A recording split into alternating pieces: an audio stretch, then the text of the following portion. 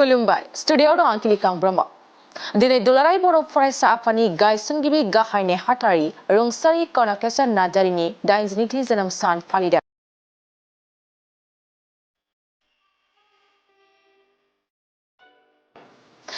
जानुवारि 2025 मायथाइयाव दुलाराय बर' फरायसा आफादनि बानजायनायाव रामफलबिल दख'रानि सिङाव थानाय आथियाबारि तिनिआलि रुंसारि कन'क नार्जारिनि मुसुखा थावनियाव रुंसारि कन'क नार्जारिनि 82थि जोनोम सानखौ गाजा गोमजायै फालियो।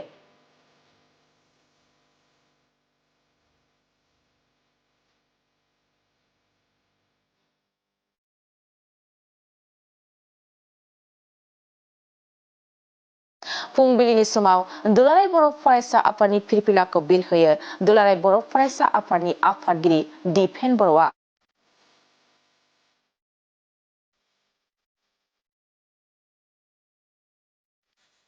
लोगोसे रुंसारि कन'क नार्जारिनि मुसुखायाव बिबार बावजेनो रुंसारि कन'क नार्जारिनि अनसुलि बिसि हिराबाई नार्जारिया।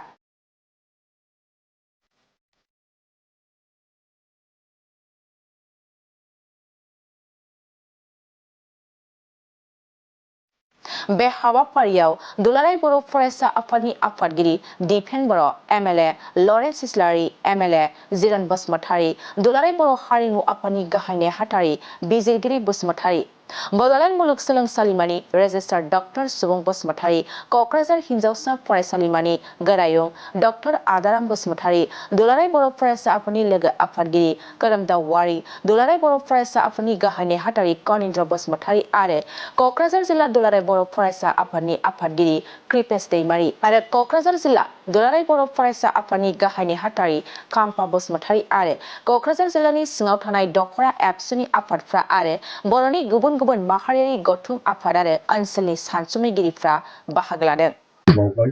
दुलाराय बर' फरायसा आफाद जे मिरु आफादखौ दानाय जादोंमोन 1967 15 फेब्रुवारियाव।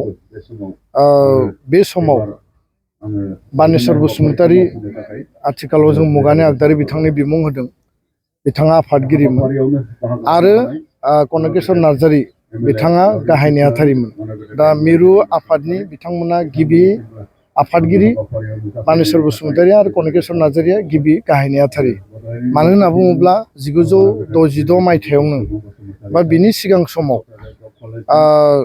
गवालपारा जिल्ला बर' फरायसा आफाद गवालपारा डिस्ट्रिक्ट बड' स्टुडेन्टस इउनियना जिहेतु दंखायोमोन आरो मिरु आफाद दानांगौनि गोनांथिखौ गवालपारा डिस्ट्रिक्ट बड' स्टुडेन्ट इउनियननि बै समनि दैदेनगिरि बिबानगिरि मावथिफ्रा आरो बर'नि सानसुमैफ्रा बयबो ज' लोगो नांलायनानै गोसोखांलायनाय जादोंमोन, सानलायनाय जादोंमोन जे आसाम नाङैनो बा बर'आ जेराव दङ दुलाराय बर' फरायसा आफादखौ बेयावनो जोङो दाफुंनानै हारिनि सानथौ सानस्रि, थामोनथा रैखाथि, माहारिबादनि आरो हारिया जिखिनि जेंना जेंसिजों मोगा मोगि जानांदों बिनि सुस्रांनाय आरो जौगानायनि बा राजखान्थियारि, रांखान्थियारि बा सोलोंथाइ बिथिंजों आरो संबिधानिक अधिकारफोरखौ जोङो मोनफुंनांगोन देशनि नागरिक हिसाबै।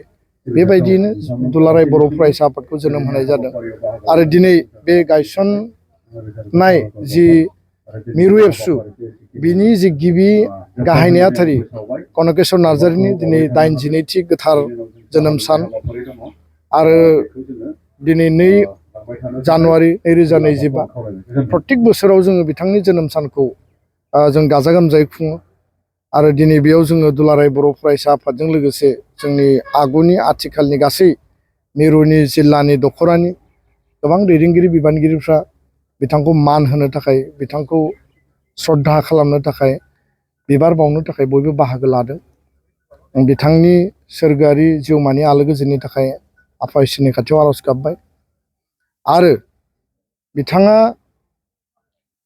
थांना थानाय समाव हारिनो जिखिनि कन्ट्रिबिउसन होबाय, सासे गोथौ मेलेमनि राफोद माने सिद्धान्तनि माने थांखि लाग्रा हाबा मावग्रा सासे गोख्रों सुबुंमोन आरो बिथांनि माने आंगो बिसि हिराबाई नार्जारि बिथाङा दिनै जोंजों दङ। बिथांनि मुसुखायाव बिबार बावजेनगिरि हिसाबै बाहागो लादों। बिथांनिफ्रायबो जों गोबां खोथा सम सम जोङो मिथिबोदों, सावरायदों आरो जिफोर बाथ्राखौ थांनाय समाव जोङो माने जों बिथांनिफ्राय जोङो खोनासंनो मोननानै थारैनो हारि दानायनि बिथिङाव बे थुलुंगानाय जोंनि गेजेराव लाबोदों।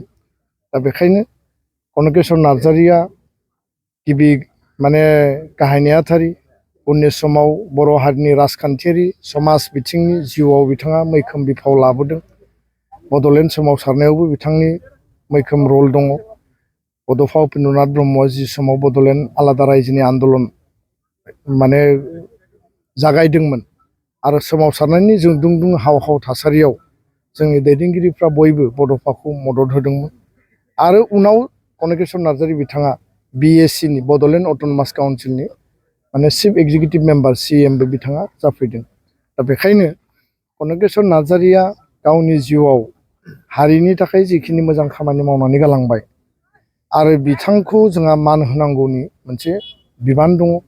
इयुन जोलैनो बिथांनि मोजां हाबाफारि मोजां थांखि आरो हारिनि बावसोमलांनायनि जिखिनि बिथिंफोर दङ थैस' थांस' हारिखौ मोजां मोनग्रा हिसाबै इयुन जोलैनो जोंहा मिथिहोनांगौ खिन्थानांगौ दङ। आरो बेखायनो नैबे जि दिनै थावनि बे कनकेश्वर नार्जारिनि बेयाव मुसुखाखौ थांनाय बोसोराव बेखेवनाय जादों। समायना मोनसे मुसुखा बेयाव गायसननाय जाबाय। दुलाराय बर' फरायसा आफादा खावलायनाय बायदि BTRनि मानगोनां चिफ प्रमद बर' बिथाङा बिथांनि इनिसियेटिभआव आरो MLA लरेन्स इस्लारि बिथांनि मददआव गासै जोंनि एबसुनि मददनि गेजेरजों बेखौ जोङो बिथांनि मुङै गायसननो हाबाय। मोनसे गिलिर बिबान जोंहा दंबावो। आं दिनै बेयाव फोरमायदों बयनिबो दुलाराय बर' फरायसा आफादनि जानानै फैबाय थानाय दतमा जुथुमा 57 जि बोसोरसालिया जुथुमायाव डेलिगेट हाउसनि गेजेरजों कनकेश्वर नार्जारि बिथांनो जोङो बिमुं होनायनि थाखाय जोंहा जि कमिटि दानानै दङमोन बे कमिटिया बे नामखौ फाइनाल खालामनानै जोंनो होगोन आरो बेयाव पपुलार हाउसआव जोङो कनकेश्वर नार्जारिनि बिथांनि मुङै बा बिथांखौ मान होनानै जोङो बिथांनो मोजां मोनसे बिमुं आरो टाइटेल जों होगोन। दा बेखायनो हारियाव जायफोर गावखौ बावसोमनायनि गेजेरजों हारिनि थाखाय हाबा मावलांबाय बिथांमोनखौ जों गोजौ मासियाव दोननानै जेब्लाबो हाबा मावनांगोन। आद्रा जिखिनि जोंहा माने थांखि दंबावो आद्रा जिखिनि इसुसफोर दङ 2025नि गेजेराव आरो इयुनाव फैबाय थानाय समाव बोसोरफोराव मावफुंजोबलांनांगोन। आल्टिमेट बर' बड'फाया जि गेरेमसा माहारि दानायनि बाथ्रा बुंदों आल्टिमेट मोनसे सलुसननि जि बाथ्रा बुंदों जोङो बेसिम दावखोबोबाय। आरो कनकेश्वर नार्जारि बानेश्वर बसुमतारी बा बड'फा उपेन्द्रनाथ ब्रह्म गोबां बेबायदि गागि माने मेंनो रोङै मावथि दैदेनगिरिफोरनि थाखायनो बर' हारिया दिनै गावनि आथिङाव गोग्गावनानै हारि दानाया मालाबाबो कमप्लिट जानाय नङा। आरो बिथांमोनखौ जुदि इयुन जोलैया बावोब्ला हारिया इनकमप्लिट जागोन हारिया आस'खान्दा जागोन। दा बेखायनो जोंनि दैदेनगिरिफोरखौ जों अराय गोसोखांनानै मोजां खामानि मोजां साननाय मोजां थांखि मोजां हाबाफारिफोरखौ जोङो जुगामि खालामनांगोन। गोजोन्थों।